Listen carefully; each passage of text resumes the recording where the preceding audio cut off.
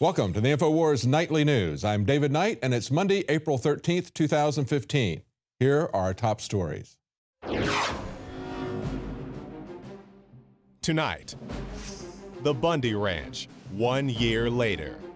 Then, troops trained to take on sovereign citizens. And it's official. Hillary announces her presidential run. You say that Hillary Clinton is a witch and that she's not going to be good for the United States. As a white male who basically owns the entire world, you should be depopulated. Well, it's ridiculous. Hillary's going to win. Hold on, listen, you're a god, Smitty. Well, HRC kicked off her campaign this weekend. I guess that's her Royal Clinton. And she kicked it off with a doozy of a typo. According to Bloomberg Politics, they say her first typo of the 2016 campaign is a doozy, and this is what she said. She said she's fought children and their families all her career. Well, I couldn't agree more. Was that a typo? Was it maybe a Freudian slip? Maybe it was the campaign letter that was meant for her globalist cronies. Nevertheless, it's true. Just take a look at one of the things she's famous for. It takes a village. No, it doesn't take a community. It doesn't take a government to raise children. It takes a family. And of course, Hillary Clinton and her husband's policies have been unfriendly to the family even before the children are born, pushing abortion and then taking away our choices as far as how they're going to be educated, whether or not they're going to be vaccinated. I'm sure you'll find her on the anti-choice side of that issue. But as they point out, it went viral before they fixed it on the Drudge Report. He pointed that out to everyone. Now, I think maybe her slogan that says, "Are you ready for Hillary?" Maybe that should be, "Are you ready for hypocrisy?" And the story from InfoWars.com today, Paul Joseph Watson points out, Hillary vows to protect Americans from the 1% while being funded by the 1%. That's hypocrisy for you.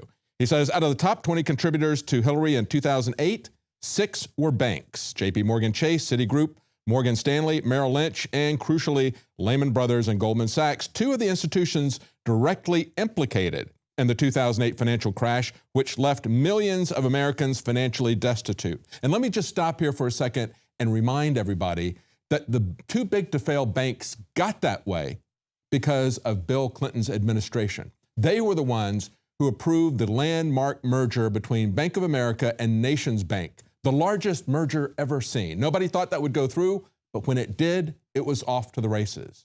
And very quickly, all the banks began to consolidate in order to survive. That was one of the things that drove this bubble that burst in 2008. Paul goes on to say, making up the rest of the top 20 were law firms as well as monolithic corporations like Time Warner, Microsoft, and GE. Almost all these entities will again contribute to Hillary for her 2016 campaign because, as we've said before, an election is an advanced auction of stolen goods. If you want to see the entire list of the people who are in that auction right now, that's in that article from Paul Joseph Watson. And of course, it's no better on the side of Jeb Bush. He spent this last weekend going before the NRA and touting his 6-pack of freedom.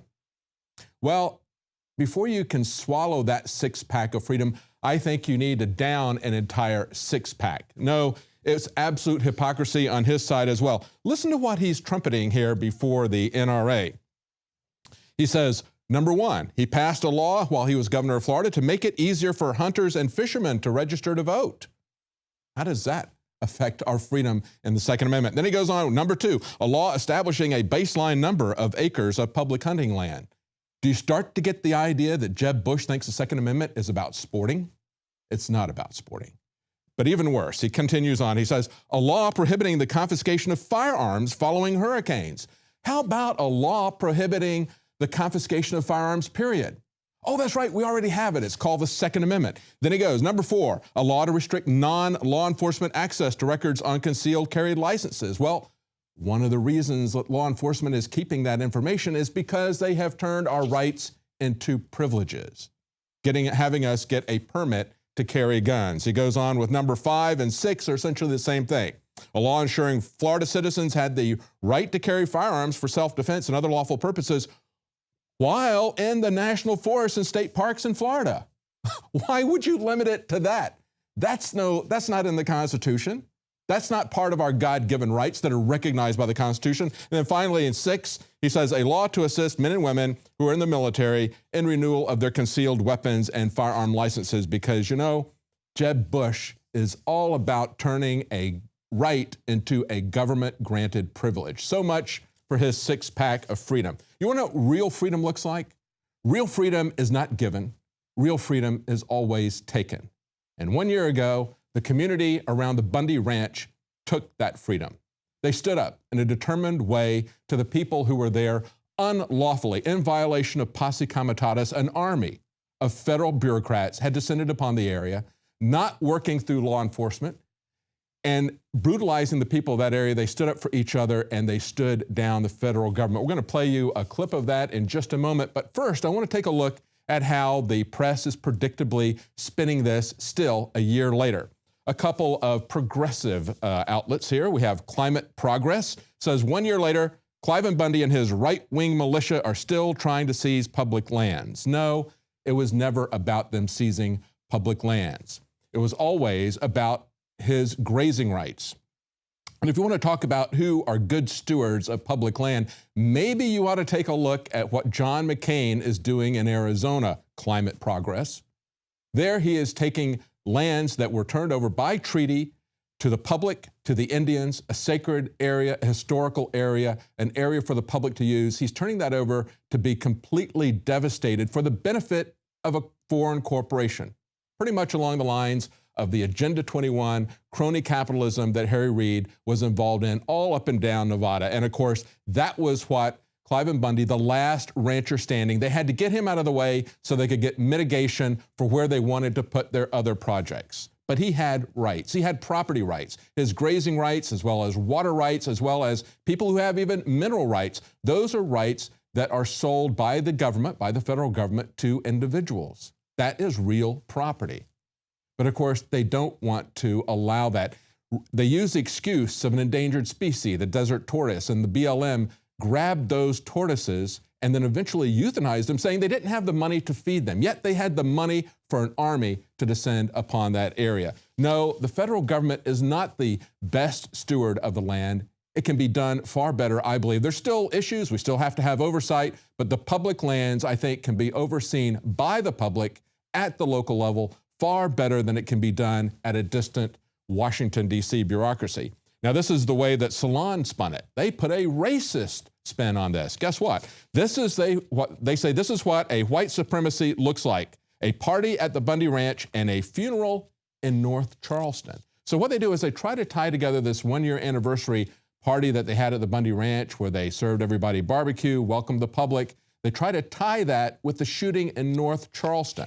Try to say that because it worked there, it was an example of white privilege. Nothing could be farther from the truth. I'm going to point out the differences between the failed demonstrations in Ferguson and what happened here, and it has nothing to do with white privilege. But then they also try to take the extremist Jared Miller and his wife Amanda. They say they traveled to the Bundy Ranch only to be turned out, but they would go on to execute 2 Nevada police officers in June. They took it upon themselves to be the vanguard of the Bundy Rebellion. So even though they do mention briefly that they were thrown out, they don't give any credit to the people there at the Bundy Ranch standoff to police the outside agitators in their midst, the provocateurs, and throw them out. Instead, they try to tie them, as we saw Harry Reid and others do. And they go on to say, in the end, the 2 officers were the only casualties. And Bundy's boys went home with not so much as a Band-Aid as federal agents were backed down by a veritable army of militiamen. That, ladies and gentlemen, they say, is white power. No, it is not. It is the power of the community. The community came together. They managed it very well there. There's a lesson to be learned, and it's not one of racism. It's how can we stand up as a community in the power of the community, posse comitatus, to do the right thing, to protect each other, even when law enforcement, who has the responsibility, won't exercise that responsibility, even when the federal government breaks posse comitatus and acts in an unlawful and unconstitutional manner. Here's that full report that we put together. Sheriff, this is what we the people are asking this morning. disarm the Park Service. We're faced with a decision to either get the cattle or be the cattle. But we're staying here until they're gone. We want those arms picked up, don't we? The crowd is now moving forward toward the barrier. The police have been telling everybody they are going to shoot if we don't move back. As we approach the one-year anniversary of the standoff at the Bundy Ranch, I want to take another look at what happened, especially in light of the lies and slander from media like Glenn Beck and the dangerous characterization by Obama, Harry Reid, Homeland Security, that labeled the community standing together against brutality as domestic terrorists. On April 7, 2014, Paul Joseph Watson wrote an article, Armed Feds Prepare for Showdown with Nevada Cattle Rancher, with the subtitle, Ruby Ridge-Style Standoff Brewing, as Bundy says he's prepared to be killed. The property rights dispute had been going on for decades, but now things were beginning to come to a head. Hundreds of federal officials, aided by helicopters, low-flying aircraft, hired cowboys, began rounding up Bundy's cattle the preceding weekend as Bundy accused them of trespassing. And as supporters from the local community and protesters headed to the area to demand that the feds back off, the BLM had created a First Amendment area out in the middle of nowhere where demonstrators could voice their concerns, but nowhere else. This area right here, the small area here, was cordoned off with orange temporary like construction barriers marked for the free speech zone. It just shows you how quickly your free speech zones can disappear. When you allow them to be contained to a very small area, it's gone. But we're here and we want to tell the BLM something about how upset we are with what's going on here, but there's no government agency here to listen to us. That's the whole reason you don't confine people to remote areas from what's happening. Not only had the federal agents been confiscating Bundy's cattle, they had also set up agents with sniper rifles, pointed at the ranchers, pointed at the protesters. The crowd had been building throughout the week, and on Saturday there was a huge crowd. To defuse it, the sheriff came in the morning to address the crowd and tell them that the powers that be had graciously consented to allow the last rancher remaining in business in the area to continue grazing. Never mind that he had had most of his cattle rustled by the army of BLM contractors for the past several weeks. With that being said, I believe a press release has already been put forth that the BLM is going to cease this operation. The Gold Butte allotment will be reopened to the public. Much to the surprise of the sheriff, Bundy said that wasn't good enough. The sheriff, this is what we the people are asking this morning. Disarm the Park Service. Right.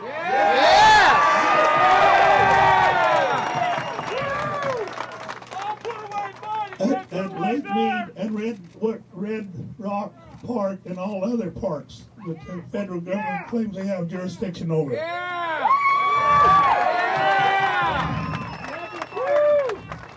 Take your county bulldozers and loaders and tear down the entrance places, where they ticket us and where they enter us and make us citizens pay their fees.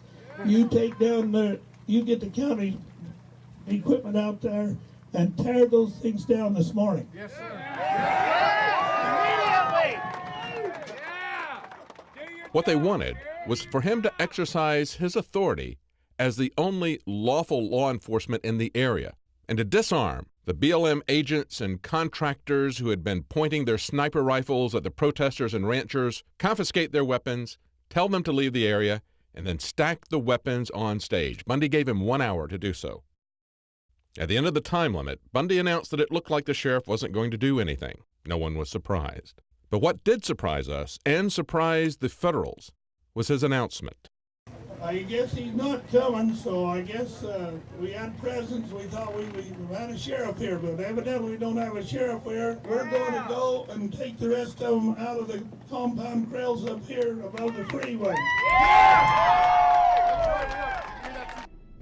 I was one of the first ones to get down to the area where the standoff would occur. Okay, people are now moving. They stopped for prayer. They had vehicles, they had guns that were pointing at us, and they had shields. And they had a loudspeaker that was announcing that they would shoot if we did not leave the area. The only mainstream media that was in attendance was one cameraman from Fox News. He desperately wanted to get over to the BLM and interview them, but he was scared to death, as you can see in this video, that they were going to shoot him. He kept announcing that he was with Fox News. He pulled up his shirt to show that he wasn't armed. They kept telling him to go back. They did not want him to come to interview them. They were in a fighting stance. They had 80 different cars, each of them with just one BLM agent. Now, it's a standoff. I've got a count of 107 vehicles. 107, okay. Going on the road.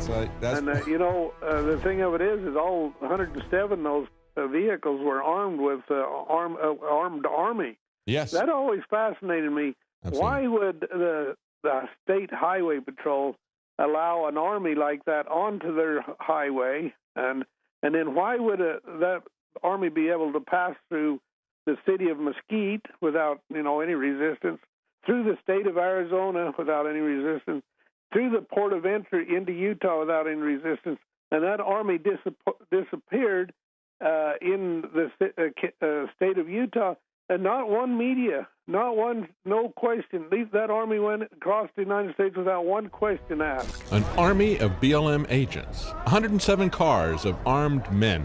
This is exactly what the Posse Comitatus Act prohibits. It's not just a prohibition of the military being used for law enforcement. Understand that Posse Comitatus is Latin for power of the community. The Posse Comitatus Act prohibits the president from usurping the true Posse Comitatus, the true power of the community, with his own posse of armed federal agents. There were clear distinctions, too, from Ferguson and other places where we've seen protests about a government that's out of control. In Ferguson, businesses in the community were destroyed and burned. As InfoWars has pointed out, in Ferguson, these looters were coming from outside of the community. They were not the core protesters. And of course, the same thing could have happened at Bundy Ranch. I believe the reason that it didn't was because the militia threw out people who were dangerous or provocateurs. People like Jared Miller, who later shot 2 cops in Vegas. But rather than give the militia credit for expelling people like Jared Miller, the media used it to demonize them. Another difference about the Bundy Ranch was that there was a clear, achievable objective. The people were peaceful, but they were determined.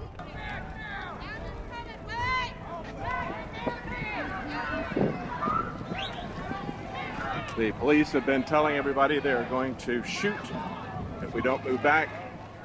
People are moving forward with their hands in the air, holding flags with both hands in the air. It's a mixture of people on foot, as you can see, people on foot, and cowboys. They decided they're going to pull those pins, but it's only going to be Bundy and his son. No, that's it. It's the people or not, and you guys need to leave. Okay. You need to leave. That's the and I'm telling you, you need to de-escalate the situation. No, I'm you need imploring to upon you responsibility to This is de-escalate. how you...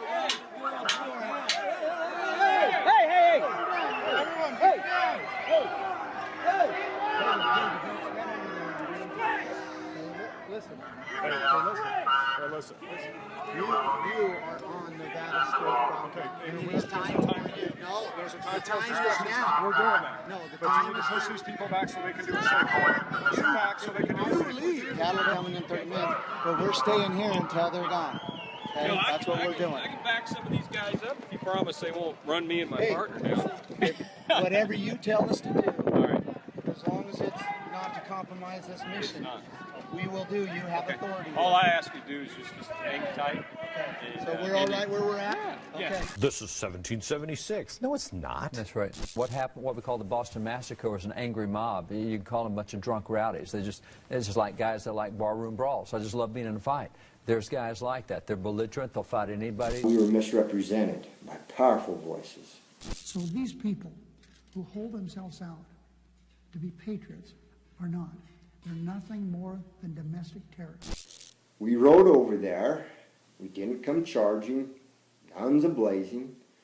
We were not armed. There were a couple of cowboys that had rifles in their boots, their saddle boots. There was 1 or 2 riders that may have had a sidearm on their persons. None of them drew them from their scabbards, from the boots. I know Glenn Beck wasn't there, But he can see from the videos taken by the people who were there that nearly all of the people at the standoff were not armed, and those that were had them holstered, even as the bureaucrats, all of whom were armed, pointed weapons and threatened to shoot.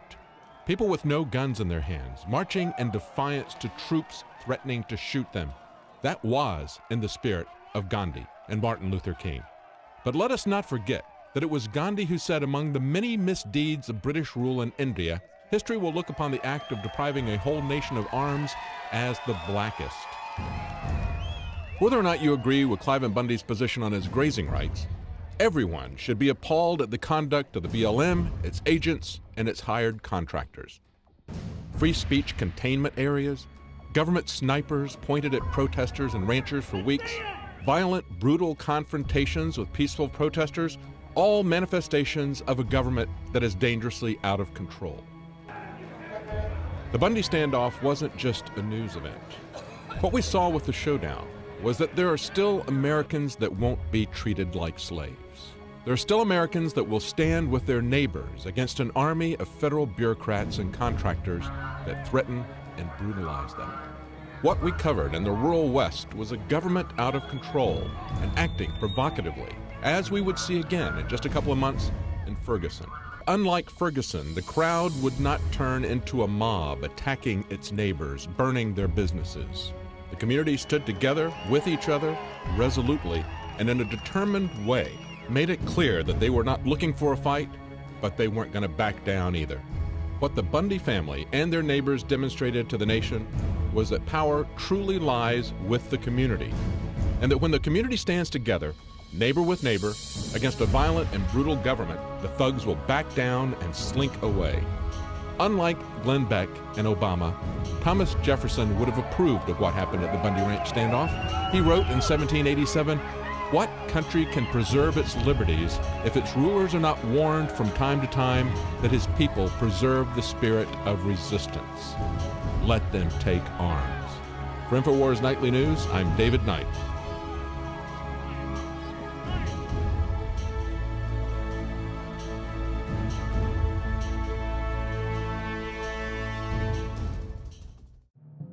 My name is Alex Jones. Most of you know me from my syndicated radio program and my documentary films, as well as InfoWars Nightly News. When I got on air 20 years ago, I had discovered the globalist program, their plan to take over the world, and my focus went from running 6 miles every other day, swimming 2-3 miles a couple times a week, and lifting weights, to focusing on fighting the globalist. I've gone from 279 pounds all the way down to 235 pounds, and the weight's going off even faster. Super Male Vitality, Survival Shield X2 Nascent Iodine, and Oxy Powder. Those 3 products of the entire family of InfoWarsLife.com products are the most important from my own personal experience. And it wasn't just that my weight loss accelerated. My muscle mass increased. My stamina, my energy levels exploded. Now is the time to take action. Start your journey today with the Alex Challenge Pack. It's the trifecta of change. Secure yours today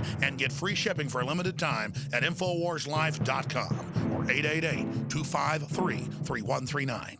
The knowledge of the ancients, tried and true, trusted herbs and extracts fused with the latest nutraceutical science. Introducing the all-new Ancient Defense Herbal Immunity Blend, crafted with over 14 key ancient herbs and extracts to supercharge and prepare your body for what experts admit is the most dangerous season of the year. We have rejected hundreds of other formulations in our quest to bring you what is simply the most powerful and comprehensive proprietary formula that we have ever created in the realm of herbal immunity. For the last 2 years, our team has been working with top doctors, nutritionists, and chemists to develop the ultimate nutraceutical formulation. Experience the benefits of combining over 14 ancient herbs and extracts with exciting new advances in nutraceutical science. For a limited time, get 25% off on this introductory offer. Visit AncientDefense.com or call 888-253-3139. AncientDefense.com.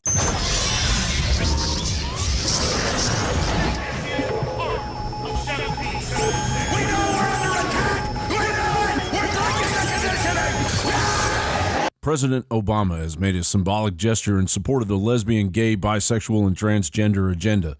when it was announced the White House had opened a gender-neutral restroom in the Eisenhower Executive Office building. The White House allows staff and guests to use restrooms consistent with their gender identity, which is in keeping with the administration's existing legal guidance on this issue, White House spokesman Jeff Tiller said. The move is part of a wider effort to support the LGBT agenda. On Wednesday, Obama signed an unconstitutional executive order banning companies that do business with the federal government from discriminating against LGBT staff. Obama has also demanded an end to psychiatric conversion therapies designed to correct the sexual orientation of gay, lesbian, and transgender youth. Obama's executive order arrives as a number of states have moved to prevent transgender people from using restrooms based on their claimed sexuality. Legislation in Florida outlaws the use by transgender of bathrooms, locker rooms, and other sex-segregated facilities, except those designated for their gender at birth. Miami Republican Frank Artiles is proposing a one-sentence law titled Single-Sex Facilities. The bill could make it a crime to use the restroom that doesn't correspond to your gender at birth. Transgender activists have criticized similar laws introduced in Kentucky, Missouri, and Texas. The activists say the laws are discriminatory and have accused lawmakers of attacking the dignity and humanity of transgender and gender non-conforming people. Imagine if you walked into a room with someone and sat down on a couch, and that person tells you that everything you believe about your gender is wrong. And the person that you feel yourself to be, you are incorrect about that. That's essentially what we're doing in conversion therapy, and that's why it needs to be ended. Transgender people know who they are. We don't need to be told and coached how to be someone else. We need to be supported in being ourselves. Conversion therapy can be called many things. We used to call things like this brainwashing or reprogramming. It's all about making people conform to the way things are. But if society is going to grow, we need to move beyond the way things are to the way things should be, the way things ought to be. The purpose of why we're here is to improve the lives of the American people and to let people know that they're not alone. We care about our young people, and we all have a responsibility to make sure that they grow up healthy and that they thrive and that they can reach their dreams. And that should be available to every young person regardless of who they love, what their sexual orientation is, or what their gender identity is.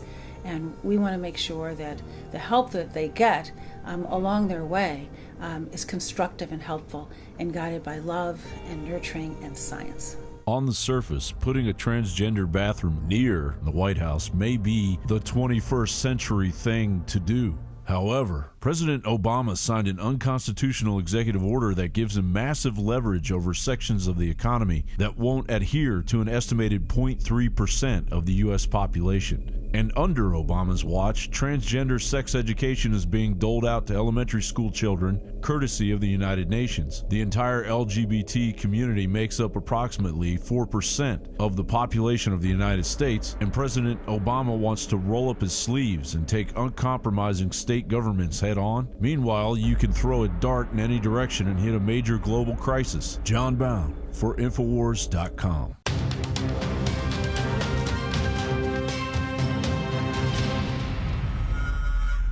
Another major health threat, this one in Toledo, Ohio, where everybody in the entire city has been told not to drink the water. Ohio's governor declaring a state of emergency. Did you know that the average person uses about 80 to 100 gallons of water at home every single day? If there's a water emergency, will you be prepared? Panicked residents forming long lines throughout the day. We're here at a supermarket in Toledo. You can see the shelves empty where water once was. To stay safe and healthy during a crisis, you must have access to safe, clean water. Water which will not be available at your local grocery store. There's a mad dash on right now to stock up on supplies. The ProPure Pro 1 G2.0 water filtration system is a must-have for every modern, independently minded household. Protect your family's safety during an emergency. Go to InfoWarsStore.com today to purchase your ProPure Pro 1 G2.0 water filtration system or call 1-888-253-3139.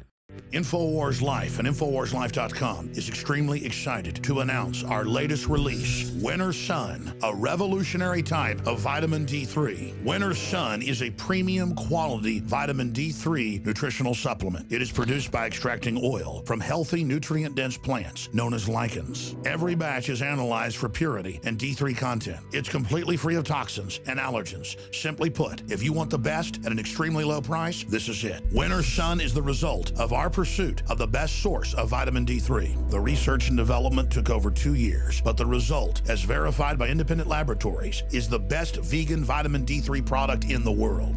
Read the facts at InfoWarsLife.com about Winter Sun Vitamin D3. Not only does vitamin D3 promote a healthy mood, but vitamin D supports our memory and brain function, something the globalists are targeting. Visit InfoWars.com today or call 888-253-3139. It's hard to do when you're on TV to find a...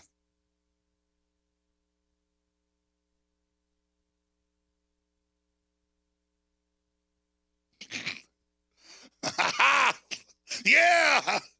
Score! Goal! Goal!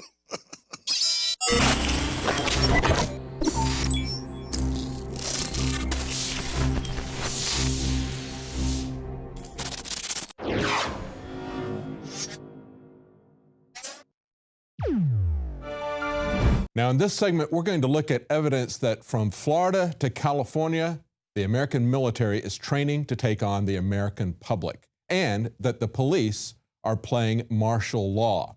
Take a look at this video from Florida, for example. This is a cop who pulled over someone who evidently, if you listen to the conversation, had flipped a bird at this officer. I'm really getting pulled over by a tank right now. Yes, sir. You know, the Supreme Court actually ruled that you're legally allowed to flick off police officers. Okay. Stand between the headlights. I'm getting... Stand between the headlights Yes, where sir. I told you Yes, to. sir. Yes, sir. If I have to ask you again, you will be put in handcuffs and arrested for resisting. Extending your arm out the driver's side window of a vehicle and flicking somebody off is an improper hand signal. There are legitimate hand signals to use. So I'd ask you, what's more offensive? Flipping somebody a bird, exercising your free speech rights, or the cops playing at martial law? And of course, we've had a lot of people sending us information as we asked for you to take pictures of what you're seeing all across the country with these military exercises that are coming in. But there's more to it than that even. We've got the government admitting everywhere that they're working on law enforcement. Look at this article that was on InfoWars.com today. In a cameras everywhere culture, science fiction becomes reality. Now, this was an LA Times article, and they're talking about how we all have cameras, so I guess we're not supposed to worry that the government is watching us 24/7 everywhere we go. We have cameras too. Nevertheless, they start to talk about what the government does, and listen to this admission from the LA Times. Just throw this in as a matter of fact. The U.S. Department of Defense is developing video monitoring technology called Mind's Eye to predict crime before it happens. And they say, yeah, this is kind of like Minority Report. Now stop and think about that. Not only is this pre-crime, but we have the Department of Defense working on a pre-crime scenario. Sounds like NDAA, doesn't it? Detention by the military without being charged by with a crime for an indefinite period of time. That's something we should all be very worried about. But take a look at this picture that we got from another reporter on the street. A citizen reporter sent us these trucks. He says this was in Meridian, Mississippi, near the intersection of Interstate 20 and 59. He says, I followed them to where they were headed south on 59. That's heading towards Hattiesburg, which is home to Camp Shelby, which is listed on the original Jade Helm map. Now, look at the picture closely. Do you see these trucks? Look at the 3% logo on this truck. They're training people to look at the Patriot movement, going right down the script provided by the Southern Poverty Law Center. And of course, there was another admission at the Dirty Bomb drill in California that we were uninvited to. Evidently now the government is going to set in judgment as to whether or not they like our reporting and not give us access. But of course, citizen journalists showed up anyway. And we got some great clips. We had this clip that showed over the weekend, raw footage of the drills where the military is exercising against civilians. Doesn't look like they're trying to help anybody. Doesn't look like they're trying to respond to a dirty drill. No, they're responding to a crowd yelling racist. And then later on, we have this bombshell video that we've got from CourageSowers.com. We're going to talk to Keith Johnson now. A bombshell video showing the crowd yelling, "I'm a sovereign citizen, I don't have to listen to you." Let's go now to Keith Johnson from CourageSowers.com. Keith Johnson, Courage Sowers, thank you for joining us. Now, tell us why you were there, why that was important for you to go to this drill. Well, I was there because I live in the Sacramento area, and I knew they were having the drill.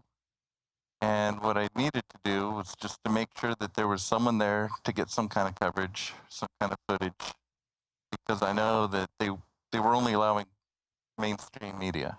Yes, absolutely. And you're not going to get the true story there. Yes, and you've got some bombshell footage, and we're going to show that. But first, kind of give us an overview of what you saw there at the drill. Well, it was in the Army National Guard compound. It wasn't actually out in the streets. And I was walking around trying to find a way to get some footage. And there's an apartment complex for retired citizens next door.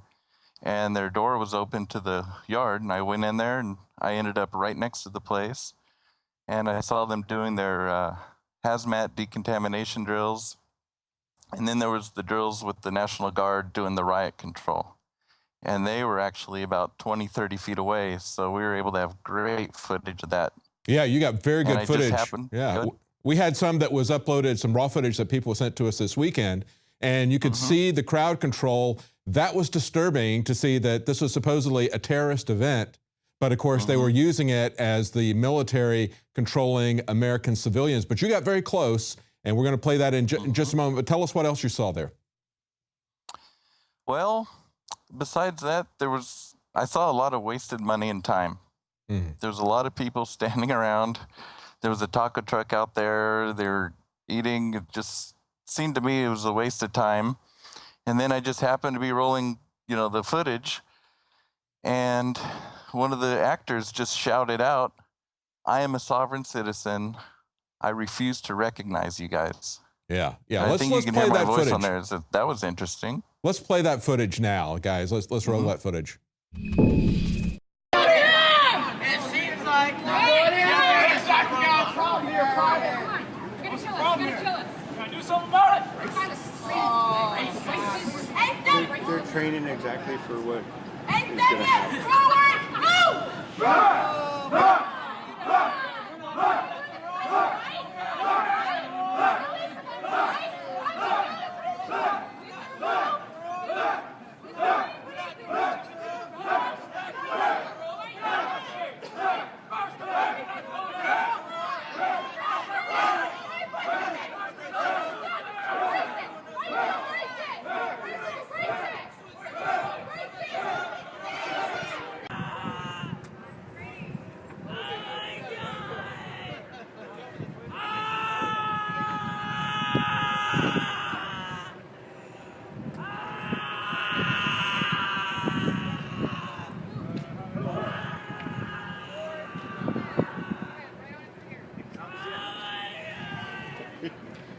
How you doing? What's up, man?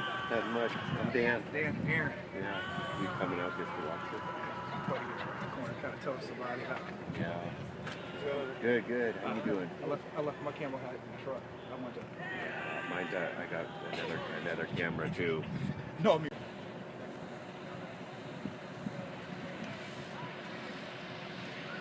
These are the two victims. That was pretty amazing. I know why that disturbs me. Tell the audience why that disturbs you to see that at a terrorist drill. Well, you would think if it was a dirty bomb and there was a terrorist event, they should be training how to help the wounded, how to secure evidence, and restore order.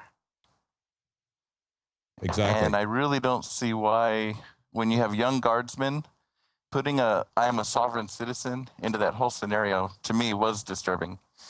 And that's what we saw was young. the crowd control and essentially portraying Americans, sovereign citizens, as the enemy, as the terrorists, I think. Yes, I agree. I think what they're doing is they're taking young, impressionable soldiers, and they're kind of equating in their minds subtly terrorist attacks with the sovereign citizens, the patriot movement, if you will. Yes, and not so subtly. We have other things that have been sent to us by other people showing, for example, the 3%er logo on trucks that are going to be used, presumably in some of these training exercises. That's precisely what they're doing, Keith. They're training people, training the soldiers to see citizens who stand up for their rights as the enemy, as terrorists. Yes, I agree. Well, that's what I saw. Tell us a little bit about your site before we go. It's CourageSowers.com. What do you normally cover there? That's actually my wife and I started that site because we've decided time to get off the sidelines and join the fight. We're focusing on faith, health, food, gardens, and liberty. Great. In those 3 areas. You certainly did a great job of covering this event. Thank you so much for doing that and for sowing courage, because I think it is really courageous to go into these areas where you know you're not welcome and take videos that the public should see. The government should not be operating like this in secret. It should not be determining who gets to go to events and who doesn't. Thank you so much for showing up and filming it anyway. Thank you. Thank you, Keith Johnson. And again, we need 1,000 Paul Reveres out there, people just like Keith Johnson with CourageSowers.com. If you want to send us your tips, send them to jadehelm@Infowars.com. Well, that's it for our news tonight. If you're watching this on YouTube, please subscribe to our channel. And if you're not a subscriber to Prison Planet TV, please become a subscriber, paid subscriber there. That helps to support our operation, and it gives you the news every Monday through Friday as it's happening. And it can be shared with up to 20 other people, along with all of Alex Jones's documentaries. Well, join us again tomorrow at 7 Central, 8 p.m. Eastern.